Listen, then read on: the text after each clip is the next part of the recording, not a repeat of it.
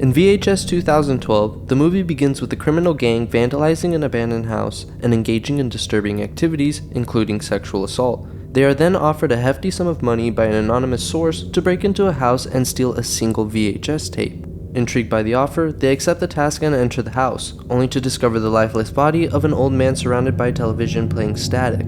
As they explore the house, one of the gang members, Brad, stays behind to watch a tape left in the VCR, which serves as the entry point for a series of horrifying stories. Amateur Night is the first horror segment in the movie, which follows three friends Shane, Patrick, and Clint, who have rented a motel room with the intention of filming their encounters with women to create an amateur porn video. Clint is equipped with a pair of glasses containing a hidden camera and a microphone to capture the action. The trio goes bar hopping in search of women to bring back to their room. At a bar, Clint encounters a mysterious and seemingly shy young woman named Lily, who doesn't say much but seems interested in him. Encouraged by their success, they also convince another young woman named Lisa to come back to their motel room. Once in the room, Lisa appears to pass out, causing Shane to hesitate initiating sexual activity with her. Meanwhile, Lily continues to act strangely and comes on to Clint.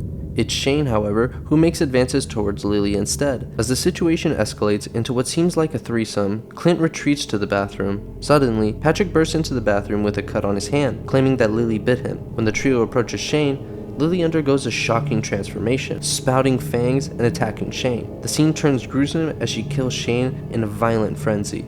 Clint and Patrick hide in the bathroom while Lily continues her assault. She ultimately pounces on Patrick, drinks his blood, and brutally mutilates him. In the chaos, Clint escapes the room but falls down a stairwell, breaking his wrist in the process.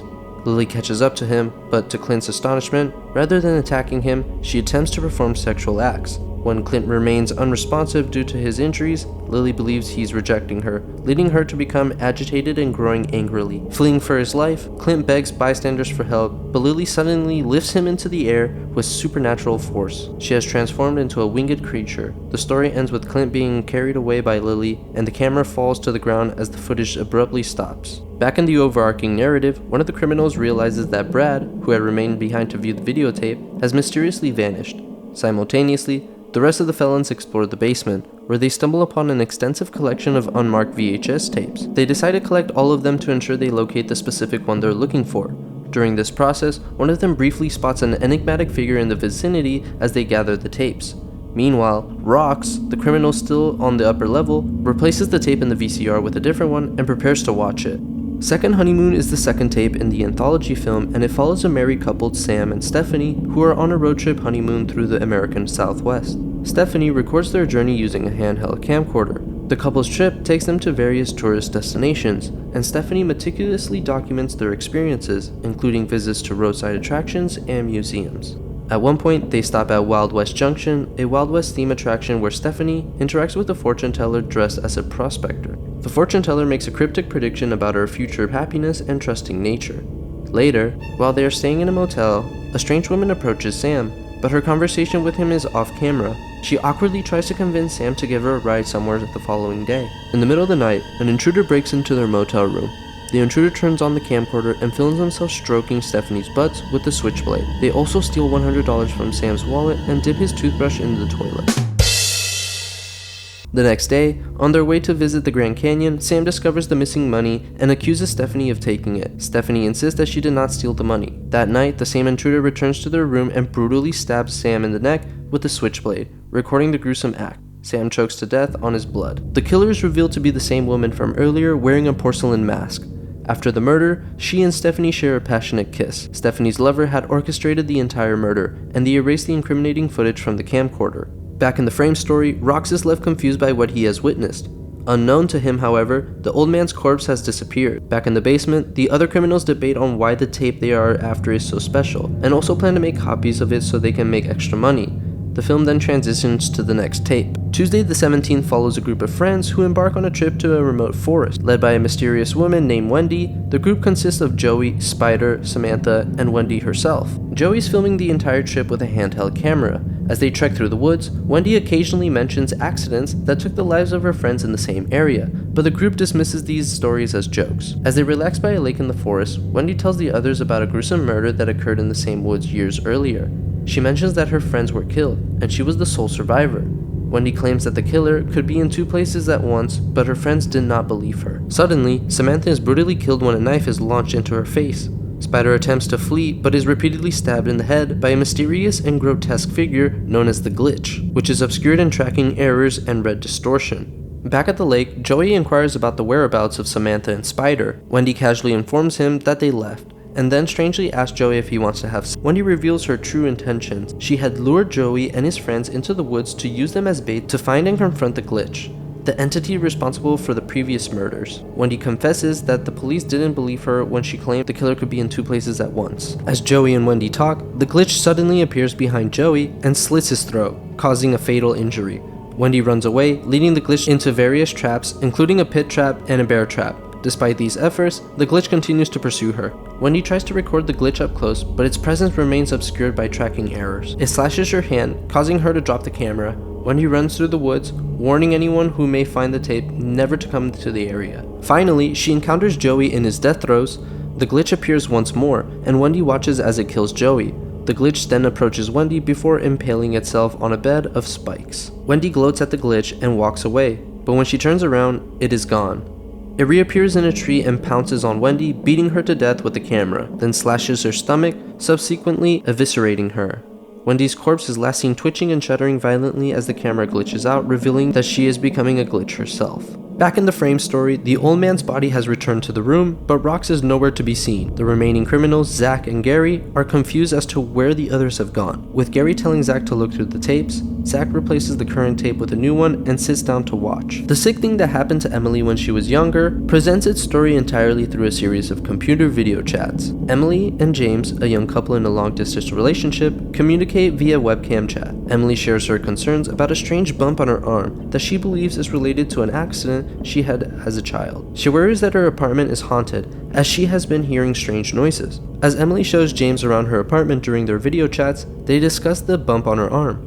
Emily becomes increasingly curious about the bump's origin and decides to investigate further. She uses a scalpel and a meat fork to dig into the bump, causing discomfort. James urges her to stop before she gets an infection and promises to examine it himself when he visits in a week. During one of their video chats, strange occurrences in Emily's apartment escalate. She hears noises outside her door, and when she investigates, a small ghostly, childlike entity rushes into her room and slams the door shut. Despite the weird happenings, Emily continues her video chats with James. During one of these chats, she closes her eyes and carries her laptop around the apartment, hoping that James will spot the entity. The ghostly child reappears along with another similarly ghostly young girl. The entities manage to knock Emily unconscious. As Emily loses consciousness, James arrives at her apartment, having been alerted to the situation. He finds the ghostly children and takes action. It's revealed that these entities are not ghosts, but rather aliens who have been using Emily as an incubator for alien/human hybrids. In the next video chat, Emily appears to be seriously injured, and she believes she wandered into traffic during a fugue state. She mentions that the doctor James recommended has diagnosed her with schizoaffective disorder. Emily tearfully believes that James deserves a better, more normal girlfriend. However, James reassures Emily that she is the only person he wants to be with. After the video chat ends, it is revealed that James begins a new chat with another woman who also has a bump on her arm. This revelation suggests that the aliens are using multiple people as incubators and James is involved in their sinister activities. Back in the overarching story, both Zach and the old man's corpse are gone. Gary, now the only one left, searches in the rooms upstairs. He finds the decapitated remains of Zach and is subsequently attacked by the old man, who has become a zombie. Gary attempts to flee downstairs, but he falls and twists his ankle and is killed by the zombie. The overarching story ends with the camera left in the TV room picking up the sound of the VCR starting the last tape by itself. 10/31/98 is presented as footage from camcorder tape recorded on Halloween night in 1998.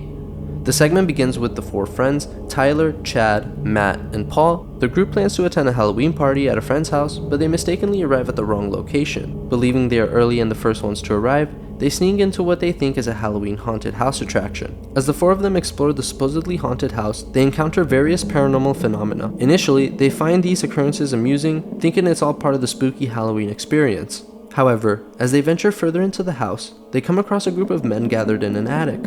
These men appear to be conducting an exorcism on a young woman who is suspended from the rafters. They physically assault the young woman, and some of them are pulled upwards into the darkness by an unseen force. As the paranormal activity escalates, the group decides to rescue the young woman from her attackers. They work together to untie her and bring her to safety. Once she's freed, the house becomes a hotbed of poltergeist phenomena.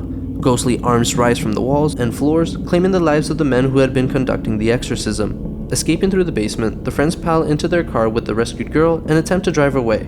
However, their car suddenly stops on the train tracks and the girl they saved disappears. She reappears in the street in front of them and walks away amid a flock of birds. The four friends realize they are trapped in the car on the train tracks, unable to start the vehicle or unlock the doors. A train approaches, and the segment ends with a train smashing into the car off camera, killing all of them.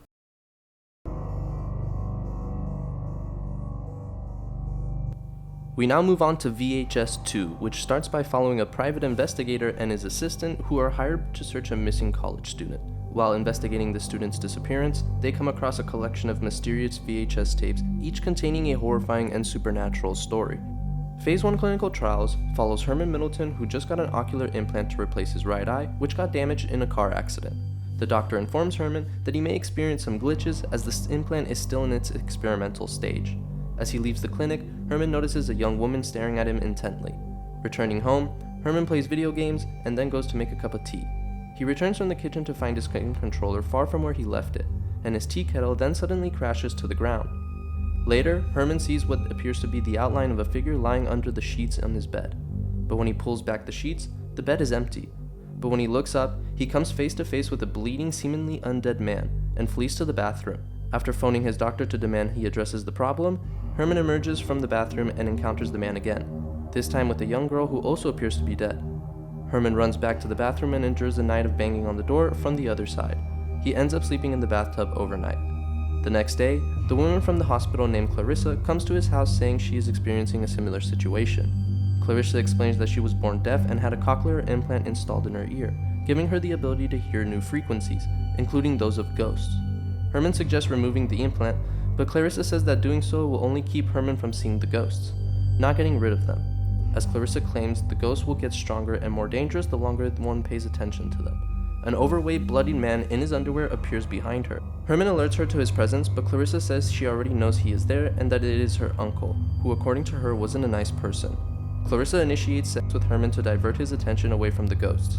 Sometime later, Herman awakens and sees Clarissa sleeping on the couch. He finds the young girl in his bed and flees before witnessing Clarissa being dragged into the pool by an unseen entity. Despite Herman's best efforts to save her, Clarissa drowns. Running back through the house in an attempt to escape the ghost, Herman locks himself in the bathroom again and uses a straight razor to cut out the implant. The ghosts of Clarissa and her uncle appear in the bathroom as Herman tries to escape, but he unwittingly runs directly into the ghosts of the young girl and the man who strangles him. The man grabs the implant still attached to the razor and shoves it deep into Herman's throat, killing him. Back in the overarching story, Aisha calls Larry to the room where they discuss the legitimacy of the tapes. Larry tells Aisha to continue viewing the tapes. She continues playing Cal's video, where he explains that the tapes must be watched in proper sequence to affect you. Aisha finds a new tape and proceeds to watch it. The next segment is called The Ride in the Park. After answering a call from his girlfriend Amy, cyclist Mike affixes a camera to his helmet and goes on a bike through the woods of State Park. He abruptly comes across a terrified, blood-covered woman who begs him to help her boyfriend before she begins vomiting blood. Mike sees several zombies approaching them before the woman suddenly turns into a zombie herself and bites Mike on the throat. After he manages to kill the woman, Mike staggers through the woods, heavily bleeding, before he too vomits blood, collapses, and apparently dies. A pair of bikers, a man and a woman, come across him and attempt to call for help. But Mike reanimates, attacks, and kills the man attacking and biting the woman before she runs off into the woods. He begins devouring the man as the woman returns, having become a zombie as well. She joins Mike in devouring the man before he too reanimates. Hearing noise in the distance, the three zombies head towards it, and find that the source is a young girl's birthday party. The zombified trio invade the party, killing several people, some of whom reanimate to attack others. While trying to attack a man and his three daughters in their car, Mike notices his bloodified reflection in their car window, which seems to subdue his aggressive behavior. After getting run down by a fleeing truck, he accidentally pocket dials Amy. Mike is shocked back to a semi-conscious state upon hearing her voice.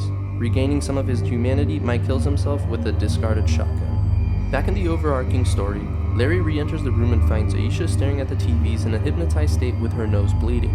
After being woken from her trance, Aisha says she has a migraine. Larry leaves to find medicine as the seemingly entranced Aisha proceeds to insert another tape into the VCR. As she watches, the figure from earlier crawls out from the shadows and watches her. A film crew composed of interviewer Malik, producer Lena, also Malik's fiancé, Malik's best friend Adam, and cameraman Johnny infiltrate a cult in Indonesia known as Paradise Gates, in hopes of shooting a documentary about their mysterious activities with numerous cameras, both displayed and hidden. The film crew are invited inside the cult's compound by a woman known as Madame. Inside, they find the walls adorned with bizarre symbols, school children in classrooms, and women dressed in white garments.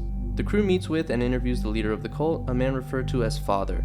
During the interview, Lena becomes ill and steps out. While searching for a spare camera battery, Malik overhears a private conversation between Lena and Adam in which Lena reveals that she is pregnant with Adam's child. In the basement, Adam finds a woman with her womb carved out and strapped to a chair. The woman awakens and begins screaming and convulsing, causing him to run away. While Father is being interviewed, a bell chimes and he suddenly announces the time of reckoning over the intercom. The cultists begin a mass suicide via poison and gunshots while Johnny has his throat cut by Father after repeatedly interrupting the announcement.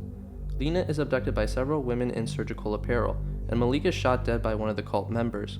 As Adam attempts to rescue Lena, an explosion knocks him back. After watching a figure crawl across the ceiling, he stands and attempts to advance into the fiery room, only to be intercepted by Father, covered in blood with the cult's symbol inscribed on him, who tells him the time has come, then proceeds to explode into a cloud of blood and organs. Adam finds Lena on an altar with the cult's symbol carved into her skin. He kills Madame but is unable to save Lena, watching as the demon the cult worships, which resembles Baphomet, tears its way out of her body. As Adam attempts to flee, he is attacked by cultists and school children including Johnny and Malik, who have all risen from the dead and turned into zombie-like ghouls. Adam escapes outside to his car, drives off, only to be rammed by the demon and gravely injured.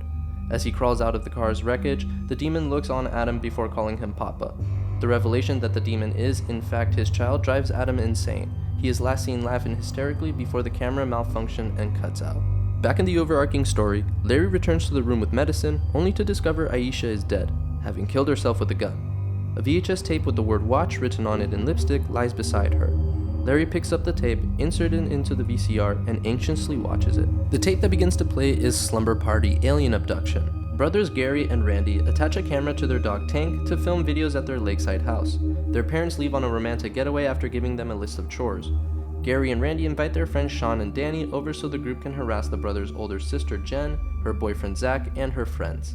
While the group is swimming at a nearby lake, ambushing Jen and her friends with the squirt guns filled with urine, they fail to notice the gray alien hiding beneath the water and reaching out to them. Later that night, the group startles Jen and Zach during sex by blaring loud music and flashing lights. A deafening noise is heard, but the group does not notice. In retaliation, Jen and Zach attach another camera to Tank to catch him yanking it to some pornos. The deafening noise is heard again and the power goes out. Seeing a figure outside the door, Zach goes and grabs Gary and Randy's father's gun. Suddenly, Zach is grabbed by the alien from earlier along with the others of its kind. The aliens abduct the rest of the group, sealing them in their sleeping bags and attempting to drown them in the lake. Only Gary, Randy, Jen, and Tank escape, running into the woods to hide. After Tank inadvertently alerts the aliens to their location by barking, the kids run toward what they believe to be police lights and sirens, but it turns out to be a trap set by the aliens, who abduct Randy. Jen and Gary flee to a nearby barn, where the aliens drag Jen away as Gary and Tank escape up a ladder. As the aliens close in on Gary, he is suddenly pulled into the air by the alien ship's tractor beam. As Gary is pulled into the air, he is unable to hold onto Tank's leash, and Tank falls onto the ground, the impact loosening the camera from his back, which comes to face him. Mortally injured by the fall and unable to move, Tank whimpers as he and the camera both die slowly. After watching the tape, Larry watches the webcam footage and sees Kyle explain that he and his mother want to make their own tape. Kyle then attempts suicide on camera by shooting himself through his jaw, but survives with his lower jaw shattered, and runs off moments before Larry and Aisha enter the house. As Larry watches it, an undead Aisha suddenly rises and attacks him. In self-defense, Larry breaks her neck and rushes into the other room as Aisha rises and chases after him in all fours. Larry hides in a closet and shoots Aisha in the face when she finds him. Hearing a strange gurgling sound, he explores the closet only to find Kyle has been hiding in there the whole time. Kyle lunges at Larry and strangles him to death. Afterward, Kyle gives the camera a thumbs up, revealing that he and his mother's plan had been successful before turning off the camera.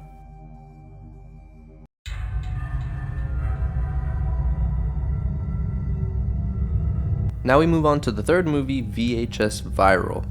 In the wraparound story, Kevin, an amateur videographer, constantly shoots footage of his girlfriend Iris. At first, she claims to enjoy it, but then grows annoyed and concerned with her boyfriend's obsession of filming her. It also becomes apparent that Kevin uses his videography as a coping mechanism for living with his abusive grandmother. who at one point bloodies his nose off screen. Later that night, the high-speed pursuit of an ice cream truck arrives in his neighborhood.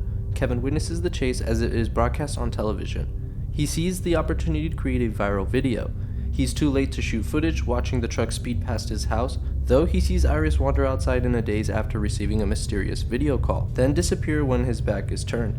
After witnessing the truck run over a cop that had asked him to back away from the road, Kevin chases after the truck, egged on by images of a panicking Iris broadcast to his cell phone. Kevin's continued pursuit of the truck as it repeatedly circles the neighborhood carries on throughout the film, during which people receive strange images on their cell phones that cause them to become violently insane. The film then transitions to the first segment, Dante the Great. This segment is partially framed as an investigative documentary, with interviews of magic experts, theater critics, law enforcement officials, and the main character interspersed throughout the story. John McCullen, a trailer park resident and untalented illusionist, discovers a cloak that was once owned by Harry Houdini. John discovers that wearing the cloak grants him the power to perform actual magic. Taking on the stage named Dante the Great, John uses his newfound abilities to perform in front of large audiences, becoming immensely famous. However, John learns that the cloak requires regular human sacrifices to work. To that end, he hires a series of female assistants and videotapes them as he utters an incantation and watches the cloak devour them. He also uses his powers to summon and kill Clay Bowland, the abusive boyfriend of Scarlet Kay, his latest assistant. When Scarlet discovers John's collection of tapes in a secret compartment in his dressing room, she alerts the police, though John is able to use his powers to escape custody. As she is interrogated by a detective, John uses his newfound powers to summon her from the police station. A SWAT team bursts in to arrest John, but John manages to use his magic to kill all of them. He proceeds to duel with Scarlet over the magic cloak. Though Scarlet is briefly able to take it from him, John overpowers her and recovers it. Before John can kill her, Scarlet uses a trick he taught her to immobilize him, prompting the cloak to feed on him instead. Scarlet burns the cloak, only to find it in her house hanging on her closet door. As she investigates it, a pair of giant shadowed arms reach out from inside the cloak and grab her. Returning to the wraparound story, Kevin and the police continue pursuing the truck. A group of teenagers attempt to film the chase from atop a nearby bridge, with one of them staring at his phone in a trance while his nose bleeds. Another one of the teenagers ends up slipping and falling from the bridge when he gets too close, being run over in the process. Kevin is halted by a group of cyclists, but they end up helping him pursue the truck when one of them is caught on it, has his feet shredded to the bone, and is ultimately killed. Despite this, Kevin continues his mission to save Iris. The film transitions to the next segment, Parallel Monsters. In Spain, Alfonso, an inventor, works late on his newest project, promising his wife Martha that he will come to bed soon. His project is revealed to be a prototype interdimensional portal. Upon activating the portal, it opens to reveal what appears to be his garage. Alfonso witnesses a copy of himself look at him from the other side, revealing that the portal has successfully opened a gateway to a parallel world. The two versions of Alfonso cautiously greet each other, overcome by curiosity, and discover that they appear to be completely identical. The two agree to trade places and cross through the portal with their own cameras to explore and document each other's worlds for 15 minutes. As Alfonso explores the alternative version of his house, it would seem that the two worlds are exact mirror duplicates. Alfonso then encounters the parallel version of Marta, who introduces him to two men both named Oriol. In the living room, a snuff film plays on the television and a sack of organs is displayed in the center of the room. The parallel Marta prompts Alfonso to perform a ceremony with the Oriols. Disturbed, Alfonso leaves the house and witnesses a large blimp with an inverted cross that blares demonic chanting, revealing that the two worlds hold differing dominant religion. When he attempts to record the blimp, he gets spotted by the two Orioles, who chase Alfonso before catching him. Their eyes and mouth turn bright red, and one of the Orioles takes his pants off to reveal that he has a fanged creature in place of you-know-what. Back in the normal world, the parallel Alfonso discovers Marta asleep, growing aroused and taking photos of her before unveiling his own monstrous genitalia. Scaring Marta awake, in the parallel world, Alfonso manages to stab the Orioles you-know-what with a screwdriver and flees back to the house, where the parallel Marta takes off her robe to reveal that she has a similarly demonic you-know-what. Terrified, Alfonso punches her and flees back to his world. The parallel Alfonso, covered in blood after his encounter with Marta, stabs his normal self. The parallel Marta appears and devours the parallel Alfonso with her fanged you-know-what before the original Alfonso closes the portal. Marta appears and, mistakenly believing that Alfonso attacked her, begins furiously stabbing him as he pleads for her to stop. Returning to the wraparound story, Kevin continues to pursue the truck as it continues to circle the neighborhood, begging the police to help him save Iris. Meanwhile, a group of Hispanic gangbangers are holding a barbecue to celebrate one of their own being released from prison. Seeing the police helicopter that has been broadcasting the chase, one of them assumes that his girlfriend has turned him in. Suddenly, the music playing on the radio warps and turns operatic, causing the guest of honor to become violent and murder the others by stabbing them with forks. As the truck and Kevin pass, it is revealed that a gas tank has ruptured in the chaos, causing the party to go up in an enormous fireball. The film transitions to the last segment, Bone Storm. Jason and Danny are a pair of skateboarders in Los Angeles who perform various stunts in the hopes of creating an epic skateboard video. The videographer they hire, Taylor, pushes them into increasingly dangerous circumstances in the hopes that they will injure or kill themselves so he can film the aftermath and sell it as the snuff film. After they start a fight at a local skate park, the skaters become bored. Taylor suggests they continue the film in Tijuana, remembering that he heard about a prime skating location for them to finish their video. Taylor calls out to their friend Sean and rope him into joining him in their trip to Mexico by paying for everything with his dad's credit card. After enjoying themselves and buying fireworks, the skaters subsequently become lost and run into a mysterious woman. Once they find a suitable place, an old flood channel, Taylor encourages them to perform more stunts. When one of the skateboarders injures himself and bleeds on a large pentagram drawn on the ground, his blood quickly boils, despite the apparent normal temperature of the pavement on which the pentagram is drawn. The skaters discover the woman they met earlier standing nearby. As Taylor introduces himself and offers to film her, she suddenly tears his arm off. Immediately after, a group of cloaked cultists who were using the channel as a site for demonic worship discover the skaters and attack them. The skateboarders manage to kill the cultists, though Taylor is set on fire while Sean is stabbed by one of the cultists and bleeds out during the fight. As a demonic roar sounds, the dead cultists rise reanimated skeletons and mount a second attack. During the second attack, Jason and Danny use the fireworks they bought earlier to destroy several of the skeletons. The two proceed to skate back toward the border as the creature the cultists were attempting to summon appears from a storm drain, who picks up and kills the wounded Taylor by eating him along with his camera. Returning to the wraparound story, the news broadcasting the chase is warning that several fires have broken out across the city. Kevin still continues to chase the truck, at one point encountering a woman in a trance with her nose bleeding. Kevin tries to get a taxi cab to stop, but the driver refuses to. The driver also helps his friend, a porn director, film a striptease with a young woman in the back seat. Suddenly, the woman pulls a gun on him, revealing that the director had previously been sold graphic footage of her by her ex, and the exposure had apparently ruined her life. She forces him to strip by threatening to shoot his crotch. The director fights back, strangling her, but all three are killed when a police car flips through the air and crushes the taxi. The film transitions to the epilogue. At dawn, Kevin finally catches up to the truck. He finds it sitting in the empty river basin he had been filming Iris near at the beginning of the film, body parts strewn on the ground around it. He examines the driver's seat only to find it empty, with a pair of disembodied hands duct taped to the wheel. Upon examining the back of the truck, he finds a number of televisions stacked atop each other as in the first two movies.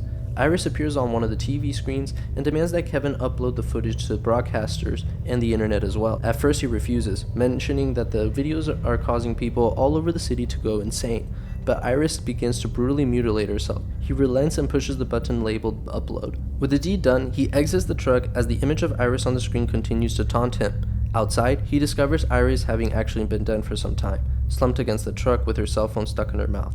Kevin pulls the phone out of her mouth and sees that it is in selfie mode. He stares in shock at himself on the screen with his nose bleeding. The closing shot of the film, set to the finale of Beethoven's Ninth Symphony, is a view of the Los Angeles skyline, smoke billowing up, lights flickering on and off, and a helicopter circling overhead, revealing the uploaded videos have gone viral and have begun to affect thousands, thus fulfilling the grander threat introduced in the first two films.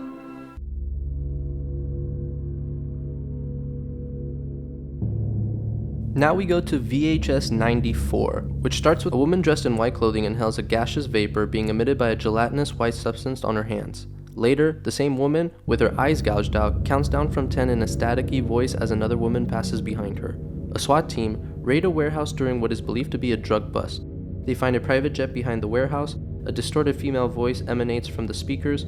All are welcome. All are watching. As the officers charge through the tight corridors, they discover multiple prison-like cell rooms with television sets displaying static. They spot a man sitting in one of the rooms, but as the officers order him to not move, they realize he is dead, with his eyes gouged out and a vicious white substance, the drug the SWAT team is after, dripping onto the floor. Advancing through the warehouse in search of suspects, the team enters the room seen in the VHS tape and encounter more dead cultists. Slater orders to search the upper floor with Blue Team while the remaining officers keep going as one of the televisions begins to play a newscast. Storm Drain. In Westerville, Ohio, Channel 6 news reporter Holly Marciano and her cameraman Jeff are filming a story about the Rat Man, a cryptid of the local legend who has supposedly been living in the town's storm drains. After interviewing several of the town's citizens who have reportedly witnessed the creature to gain information, the duo descend into a storm drain where they find several homeless encampments. While filming, they are approached by a man covered in black slime. Holly tries to interview him, but when he begins to spit up black liquid and murmurs Ratma, they attempt to flee. Before they can make their escape, they are captured by other residents of the sewers. They are taken deeper into the sewers by the dwellers. The minister of the local church, who Holly had interviewed earlier, appears and announces that new order will soon begin. He then rumors that Ratman, which is revealed to be a grotesque half-human, half-rat creature dubbed Ratma, that he and the other sewer dwellers worship as a god. Ratma proceeds to vomit black liquid, which the minister pours over Jeff's face, the vicious substance killing him as it melts the flesh from his head. Holly is then brought before Ratma, the creature growling in approval as she screams. After a brief infomercial for the Veggie Masher plays, the film returns to the newscast where Holly's co-anchor explains that she was rescued from the storm drain and has returned to work at the station, though Jeff is still missing. Holly gives her next report, unwittingly substituting random words with Ratma, confusing her co-anchor. She suddenly vomits the black liquid on his face, melting it off as he dies screaming on air. As the newsroom erupts in panic, Holly, revealed to have been successfully converted/brainwashed by the sewer cult, cheerfully finishes her report, signing off with Hail Ratma. Back in the wraparound story, the officers go deeper into the building and come across a room set up to look like a church, with a giant screen at the front and severed mannequins in the seats. The giant screen begins to play video footage from a funeral home. The Empty Wake. At Jensen Funeral Home, a young woman named Haley is assigned to host a wake for a man named Andrew Edwards, whose family has requested that the service be video recorded during the whole night. Haley's boss Ronald and other assistant Tim leave the building for the night, leaving Haley to pass the time reading. A strong thunderstorm begins outside, causing the power to flicker. Haley then calls her friend Sharon, asking for her to check the local obituaries for Andrew's name. When she hears strange noises from the casket, which has moved on the bier, Haley calls Tim and says that she thinks Andrew may still be alive. Tim quells her worries by explaining that the body is most likely releasing gases that are causing the noises. As the storm worsens, the building begins to occasionally lose power. A strange man who identifies himself as Gustav and claims to be a relative of Andrew arrives to the wake, during which Haley allows him to pay his respects. After uttering an apparent incantation in Hungarian, Gustav thanks Haley for the opportunity and abruptly leaves. Sometime later, Sharon reveals to Haley that Andrew had committed suicide by leaping from the roof of a church while he was shouting gibberish. The power cuts out again, plunging the building into darkness as the noises resume from the casket. At one point, the casket suddenly and noticeably jerks in her direction, terrifying her. Trying to leave, Haley discovers the front doors are chained shut.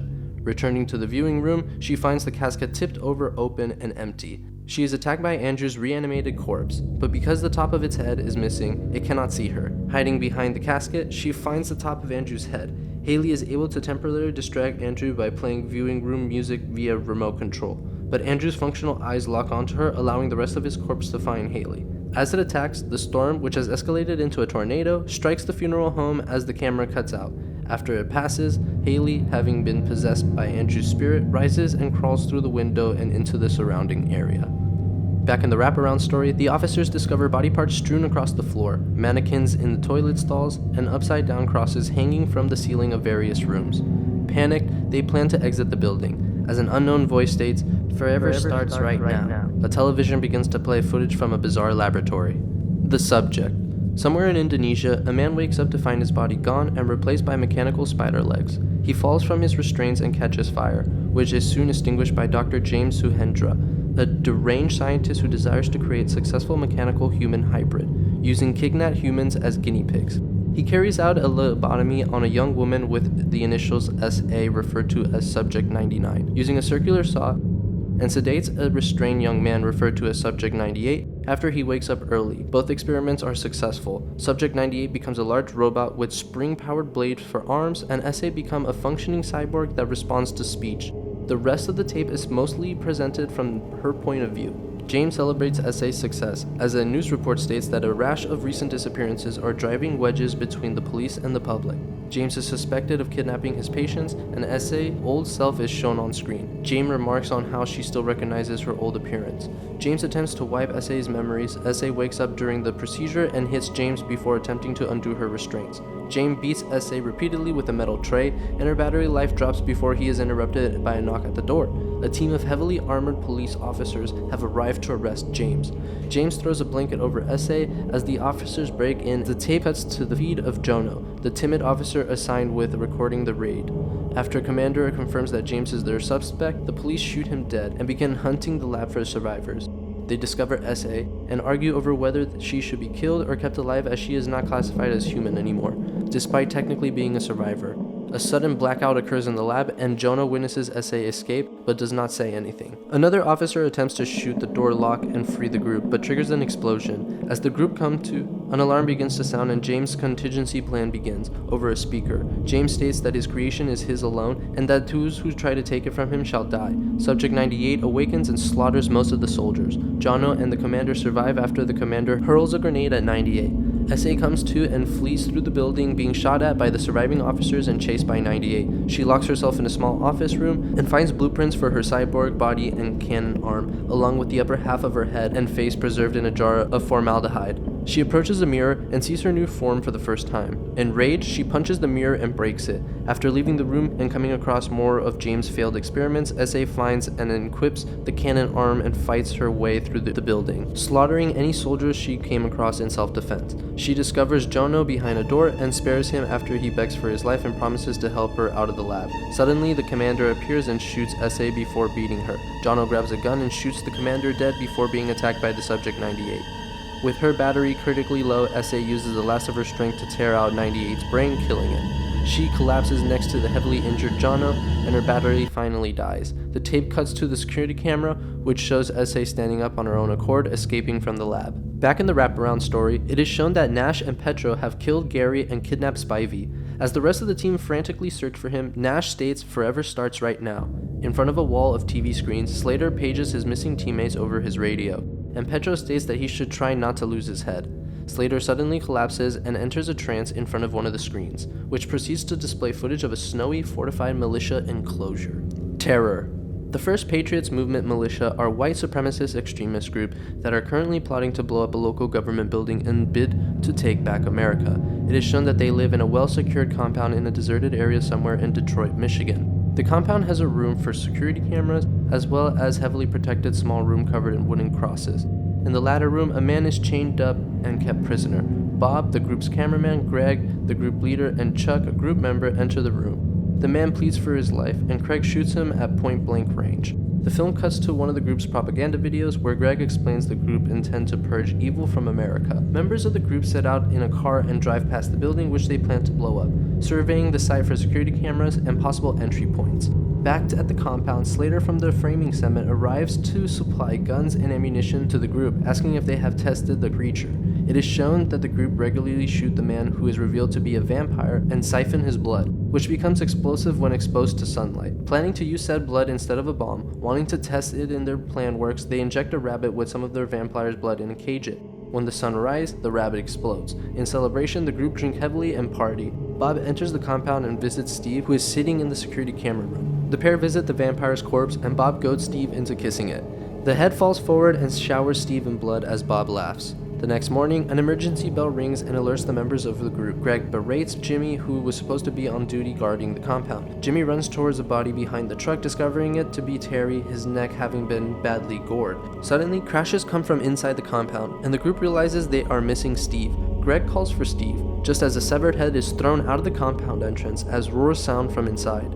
A member begins firing a truck-mounted machine gun on the compound, losing control due to the sway and killing some of the group in the process, and is shot in the head by Tom when he is unable to stop. Steve then stumbles out of the compound covered in the vampire's blood, promptly exploding once he steps into the daylight. The remaining members of the group, Greg, Tom, Bob, and Jimmy, vow to kill the vampire.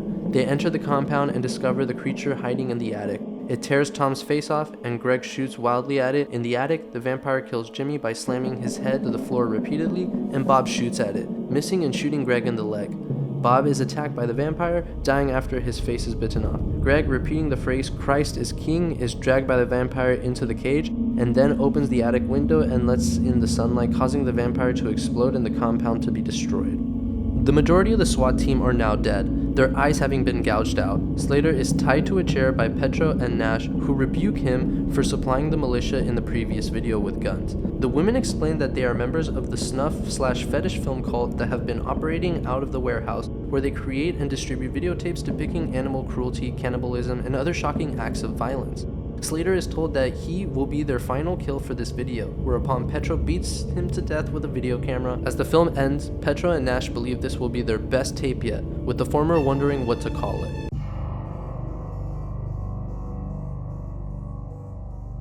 We now arrive at VHS 99, which starts with shredding. RAC, an acronym for members Rachel, Anchor, Chris, and Caleb, are a punk rock band who love pulling pranks and regularly record their antics on a webcam show that they host.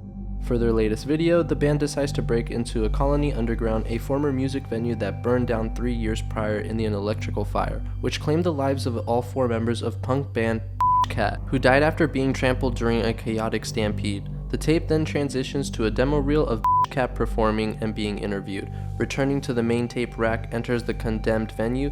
As the quartet explored the site, a reluctant Anchor, the unwilling recipient of the group's jokes, warns Rachel about his fear of the Buddha, having heard that they possess any person who defiles their resting place. Taking to the stage, they trick Anchor into believing they are being possessed. Unimpressed, Anchor storms off, declaring that he hopes that Buddha get them. The 3 remaining members produce inflatable dolls filled with gelatin and proceed to stomp on them to reenact the stampede that killed Cat. Suddenly, a ghost voice tells that trio to get off my stage. Just before Caleb is snatched into the air, as Caleb's bloody, pulverized remains fall from above, Rachel and Chris attempt to escape. Cat, appearing as angry and zombified Buddha, sees the group's camera and film themselves as they dismember and decapitate the members of Rack. The tape glitches out and reveals the reanimated and crudely reconnected remains of Rack, now possessed by Cat, performing on the latter group's old song on stage as the tape ends. We then transition to Suicide Bid. College freshman Lily is desperate to join Beta Sigma Eta, the most prestigious sorority on her campus. Lily performs a suicide bid, only applying to one sorority as her recruitment choice, risking the potential alienation upon rejection. The effort appears to pay off, as Lily is invited out for a night on the town with the Beta Sigma Eta sisters. The sisters, headed by Annie, take Lily to a nearby graveyard where, as part of the hazing ritual, she is dared to spend the night buried inside a coffin. The sisters reveal that this is meant to recreate an urban legend wherein the freshman, Guillotine, was dared to commit the same deed to enter the same sorority 20 years earlier, only to be forgotten by her classmates for a week. She was found to have vanished when the coffin was unearthed, rumored to have crawled into the underworld. Lily enters the coffin with a box, whose contents she is told will provide reassurance if her resolve falters, and a video camera to film her ordeal. The sisters begin pranking her by knocking on her coffin. She opens the box to discover it contains large spiders. Terrified by the spiders and a growing sense of claustrophobia, Lily rings the bell that the sisters set up at the event of an emergency, demanding to be let out, but the sisters continue to laugh at her torment. A sudden rainstorm commences just as a police car arrives on the scene to investigate the noise. Fearing expulsion for the hazing, the sisters flee and agree to exhume Lily in the morning. The police officer makes a cursory investigation of the site, but leaves. As the storm continues, the coffin is partially flooded by rainwater. Just as the water stops rising, a ghoul, the restless spirit of Guillotine, punches through the lid of the coffin and attacks her. The next morning, the sorority sisters find the open grave full of water and coffin mysteriously empty. They agree to never speak of the incident. That night, the sisters awaken buried in coffins. Lily, now a ghoul herself, appears with Guillotine in Annie's coffin and tells Annie that she has made a deal with the Guillotine, offering the sorority sisters to her as replacement victims in exchange for her soul being spared. The two then attack as the sorority sisters scream in terror. Ozzy's Dungeon is a children's game show where young contestants participate in physical challenges for a chance to descend into the titular dungeon and meet Ozzy, who will allow the winner to be granted a wish. During the final unbeaten challenge, the enthusiastic Donna, whose wish is to help her poverty-stricken family leave their rundown neighborhood, is brutally and permanently crippled by a rival contestant, losing the show after the host doesn't stop the challenge so her injury can be tended to. Years later, after Ozzy's Dungeon was cancelled, the show's former host awakens stripped and locked in a dog cage in the basement of Donna's domineering mother, Deborah, who is gradually revealed to have groomed her daughter to win the show at all costs so she could escape Detroit.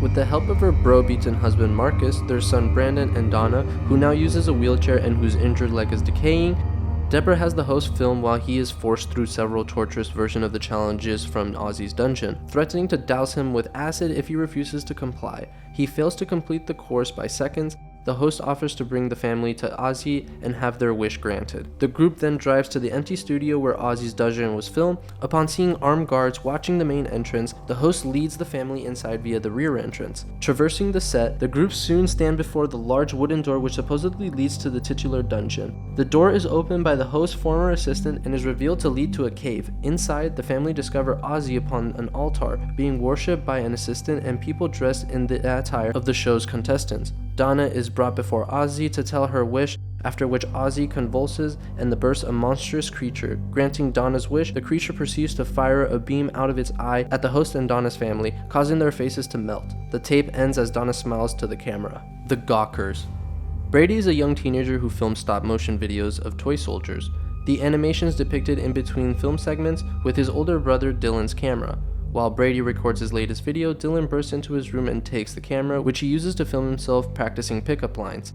He and his friends Kurt, Mark, and Boner exclude Brady from their activities, thinking him to be a hopeless loser. The friends then go out to pull pranks on the neighborhood residents and each other, then perform tricks at the local skate park. The group also discover a large patch of snakeskin near a field, taunting Boner to eat it for 50 cents. After concealing the camera and using it in an attempt to get secret upskirt photos of two girls, the teens become fixated on Sandra, an attractive blonde who has moved into a house across the street from Brady and Dylan's house, and whose yard is decorated with several stone busts. As the boys film her washing her car from Brady's window, they are interrupted by a delivery man who hands Sandra a computer. Brady later meets and befriends Sandra, who invites him into her house while he attempts to roller skate. Much to Dylan's shock and jealousy, upon Brady's return, Kurt, Mark, and Boner compliment him with his newfound relationship with Sandra. When they beg him for information, Brady tells them that Sandra invited him back to help set up a new webcam.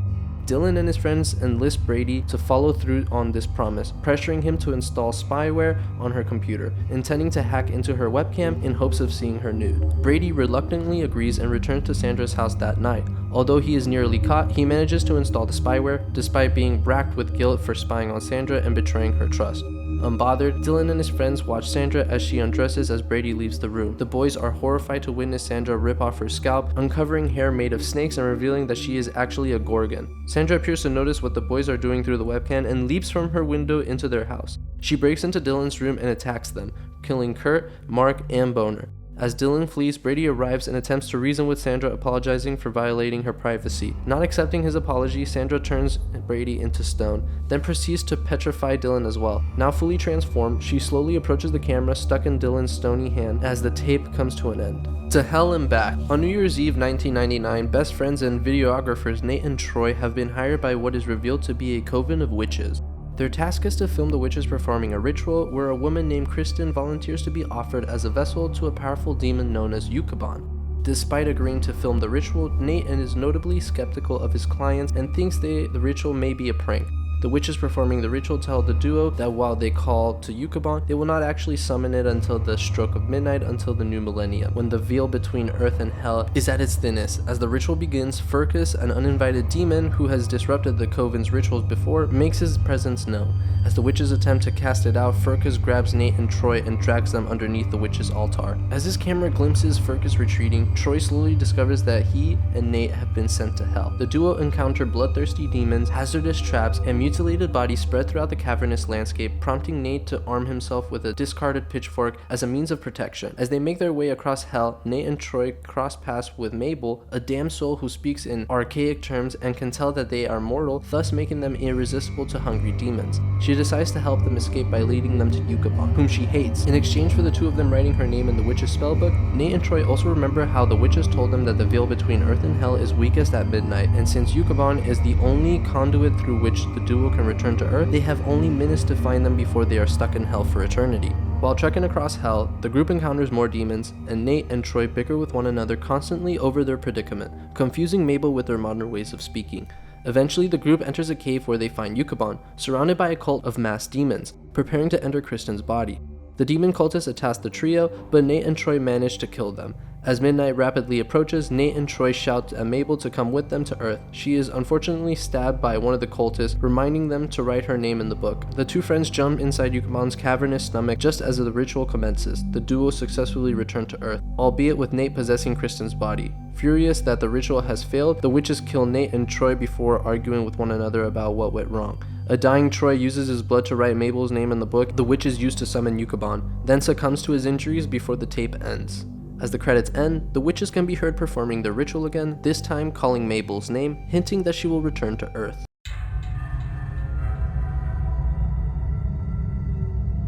We finally arrive at VHS 85, which starts with the narrator presenting a documentary on a team of scientists at Stanford University studying a shape-shifting being they name Rory. This will act as the wraparound story. The movie then officially starts with its first segment called No Wake, where 7 friends travel in an RV to camp at a lake. Ignoring signs warning visitors against swimming, 5 of the group members enter the water. While water skiing, they are shot and killed by an unseen sniper on the shore. Moments later, they regain consciousness despite their fatal injuries, returning to shore. They find their RV has been dubbed in blood with the Roman numeral 7, and discover that the couple who had stayed behind are dead. They conclude that the water has restored them to life and decide to enact their revenge on their attackers. Back in the wraparound story, it is revealed that Rory was found on top of a butte and brought to Stanford University to be studied by a team under the supervision of Dr. Spratling. Hoping to educate the being about human culture, Rory is contained in a small room with a TV, which broadcasts, among other things, exercise videos. Spratling is convinced that the team can communicate with Rory. The next segment that plays is God of Death. A Mexican news crew is preparing for the morning news at Ahorita TV. An earthquake strikes during the broadcast, killing all except for the cameraman Luis. He is helped out of the rubble by a rescue team. They attempt to make their way out of the building but are blocked from exiting by the rubble. One of them, Javier, is mortally wounded in an aftershock and forces Carla, one of his co-workers, to expedite his death. Carla, Luis, and the other men, Miguel and Eddie, make their way through a crawl space where they enter a room full of paintings, walls made of skulls, and a statue of an ancient Aztec god named Mictlan. Mictlan possesses Eddie, who then kills Miguel. Mictlan materializes behind the possessed Eddie and kills him. Carla succumbs to the god's influence and kills Luis, ripping out his heart as an offering. The room eventually collapses. A surviving news reporter broadcasts from outside the building saying that today, September 19th, approximately 7:20 a.m., will be a day to remember. Back in the wraparound story, Rory begins displaying the ability to transform and vaguely resemble a human. The footage is intercepted with an interview with a scientist, Dr. Grayson, who had quit the team. She says that Rory's shape-shifting abilities were discovered. Dr. Spratling should have exhibited caution. The next segment that plays is called Techno God.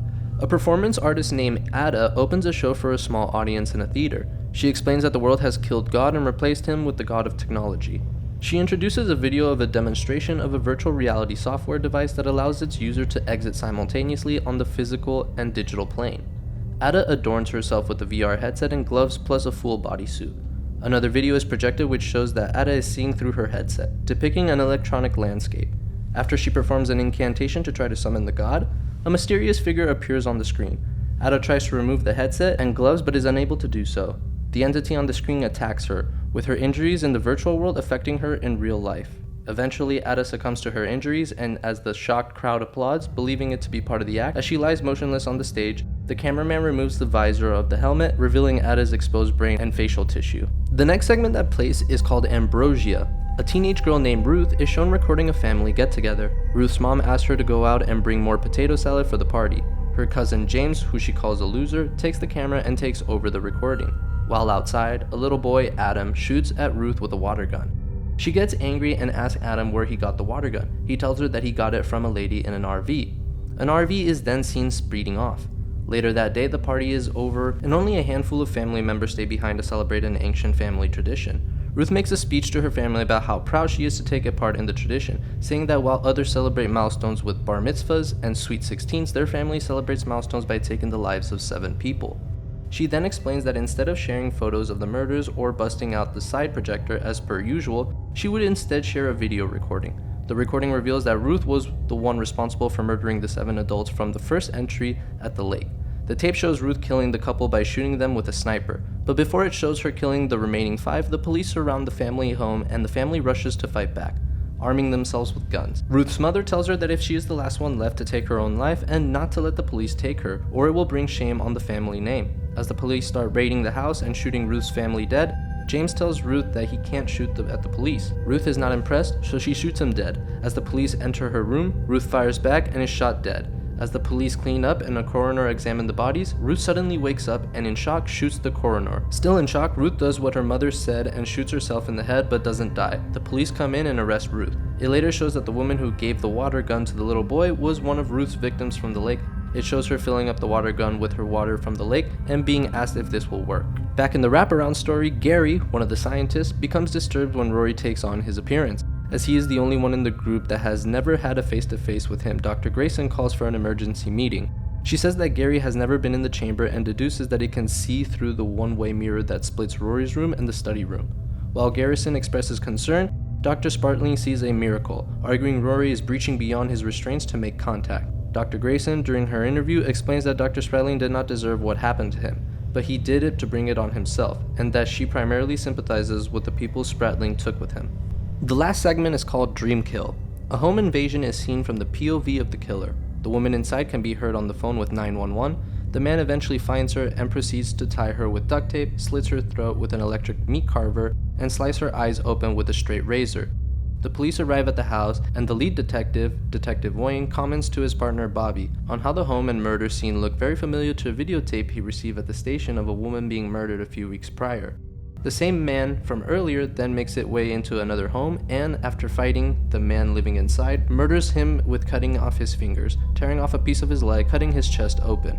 Police arrive at the home, and again, Wayne explains to Bobby that he had already seen footage of this murder in a videotape that he received days ago.